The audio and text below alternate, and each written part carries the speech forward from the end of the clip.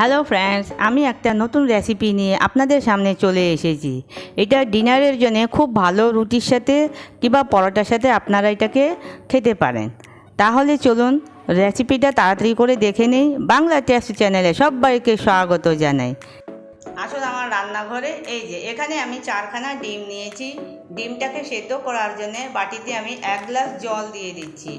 তারপরে আমি এখানে আন্দাজ করে একটু লবণ দিয়ে দেব। এই যে লবণ দিয়ে দিলাম। এখন এটাকে বসিয়ে দিয়েছি উনানে। ডিম এদিকে বয়েল হচ্ছে, আরেকদিকে আমি উনানে তেল গরমের জন্য বসিয়ে দিয়েছি। আর এই যে তেল গরম হয়ে গেছে, পেঁয়াজ দিয়ে দিলাম। ভাজা হবে পেঁয়াজ একদিকে। পেঁয়াজ যতক্ষণ ভাজা হবে ততক্ষণ আমি ডিমটাকে গ্রেট করে নেব। এই যে ডিম ছুলে নিয়েছি আমি, ডিমটাকে গ্রেট করে নেব। খুব সুন্দরভাবে গ্রেট করে নিচ্ছি, একদম মিহি করে। এই দেখুন আমার ডিম গ্রেট করা হয়ে গেছে, কি সুন্দর দেখা যাচ্ছে। এদিকে আমার পেঁয়াজ ভাজা হয়ে গেছে। এখন আমি টমেটো কুচিটা দিয়ে দিয়েছি।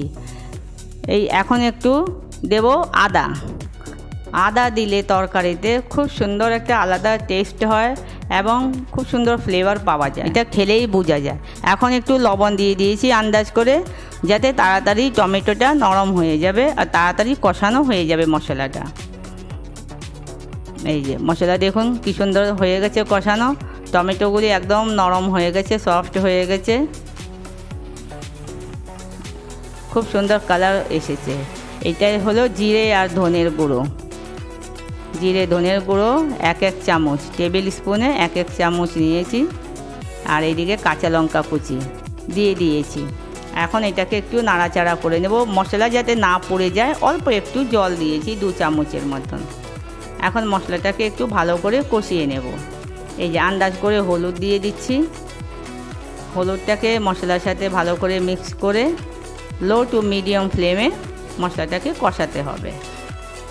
কালারটা খুব সুন্দর এসেছে। এখন একটু কাশ্মীরি লাল লঙ্কার গুঁড়ো দিচ্ছি কালারের জন্যে। এই দেখুন এখন রঙটা আরেকটু চেঞ্জ হয়ে গেছে, খুব সুন্দর।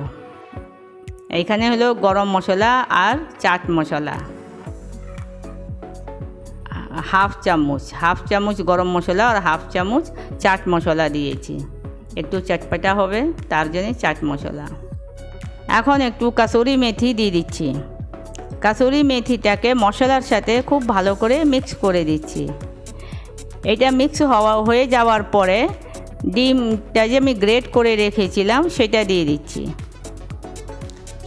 আর মশলার সাথে ডিমটাকে ভালো করে মিশিয়ে দেব। লো টু মিডিয়াম ফ্লেমে রাখলেও হবে। আর আন্দাজ করে একটু গরম জল আমি দিচ্ছি। ঠান্ডা জল একদম দেবেন না, ঠান্ডা জল দিলে তরকারির টেস্ট একদম বদলে যায়। গরম জল সবসময় দিতে হয়। এই যে আন্দাজ করে আমি একটু লবণ দিয়ে দিয়েছি।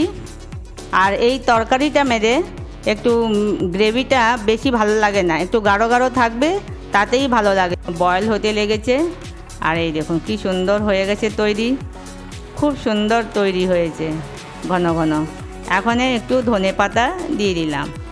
ধনে পাতাটা তরকারির সাথে খুব ভালো করে মিক্স করে নিলাম। এটা তৈরি হয়েছে এগ কিমাটা রুটির সাথে কিংবা পরোটার সাথে রাত্রেবেলায় ডিনারে খেতে পারেন। অনেক তাড়াতাড়ি তৈরি হয়ে যায়, কোনো টাইম লাগে না, কোনো ঝামেলা নাই, খুব ইজিতে তৈরি হয়ে যায়। এই দেখুন কি সুন্দর দেখা যাচ্ছে। যদি আপনাদেরকে আমার এই রেসিপিটা খুব ভালো লেগে থাকে তাহলে একটা লাইক, শেয়ার আর সাবস্ক্রাইব করার অনুরোধ রইল। আমি আবার নতুন ভিডিওর সাথে তাড়াতাড়ি চলে আসব। বাই।